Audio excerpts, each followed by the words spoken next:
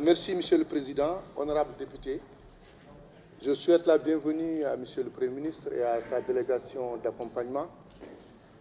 J'aurais voulu parler de plusieurs sujets, mais le temps étant très court, je me limiterai seulement au cas des déportés mauritaniens, donc rentrés du Sénégal. Tout le monde sait que le président Sidou Cheikh Abdallahi avait donc, dans un discours de 2007, reconnu la responsabilité de l'État mauritanien dans cette tragédie.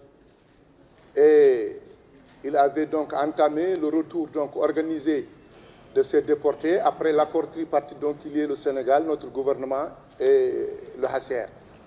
Certains sont rentrés et le président Mohamed Abdelaziz lui a emboîté le pas, donc après son arrivée au pouvoir, et le retour a plus ou moins continué. Mais le problème, c'est qu'on se rend compte malheureusement que les résultats qu'on escomptait sont loin d'avoir été atteints. Beaucoup d'agriculteurs sont revenus et aujourd'hui vivent à côté de leurs villages et de leurs terres qui sont occupées par d'autres avec la complicité de notre État. Des éleveurs qui avaient perdu tous leurs biens vivent aujourd'hui dans la plus grande précarité. Et le comble de tout ça, c'est que des fonctionnaires de l'État qui avaient été déportés par leur propre État sont rentrés et sont revenus, donc ils ont été réintégrés aux échelons de départ quand ils étaient partis, donc 20 ans après. Donc vous êtes parti au 5e échelon, vous revenez 20 ans après, et vous êtes au 5e échelon alors que vos promotionnaires sont au sommet.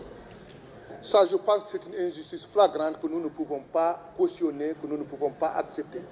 Et je pense que le gouvernement ne doit pas maintenir cette situation. Et on vous répond que voilà, ils sont partis parce qu'on a dit qu'ils ont fait un abandon de poste. Est-ce que vous pouvez imaginer un seul instant que quelqu'un qui fait un abandon de poste de 20 ans soit repris dans son travail?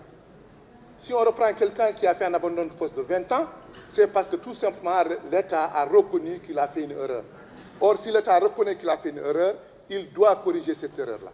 Et je pense que nous ne pouvons pas continuer à vivre dans cette injustice et mettre des gens dans une situation dramatique et qui est en plus de notre fait, parce que nous avons reconnu. Les deux présidents ont reconnu que c'est l'État qui a fait ça.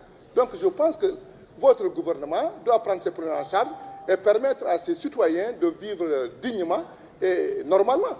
Moi, je pense que si on devait les payer, de mon point de vue, les 20 ans qui sont restés à leur dos, et les indemniser, et puis maintenant les remettre dans le droit et leur donner des retraites complètes.